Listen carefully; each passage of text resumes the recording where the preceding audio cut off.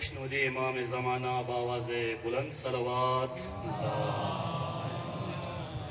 صلی علی محمد و آل محمد و عجل فرجهم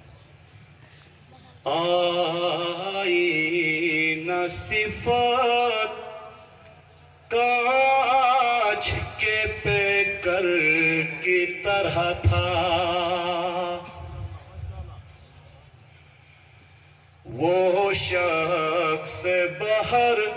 طور سخنور کی طرح تھا تنہا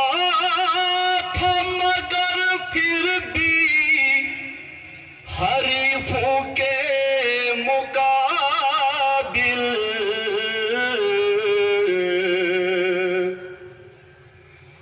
تنہا تھا مگر پھر بھی حریفوں کے مقابل وہ ذات میں اپنی کسی لشکر کی طرح تھا وہ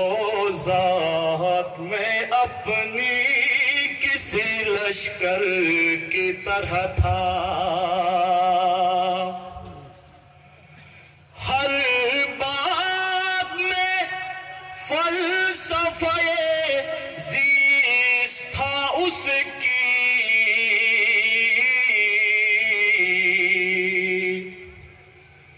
ہر بات میں فلسفہ زیست تھا اس کی انسان تھا مگر جیسے پیمبر کی طرح تھا انسان تھا مگر جیسے پیمبر کی طرح تھا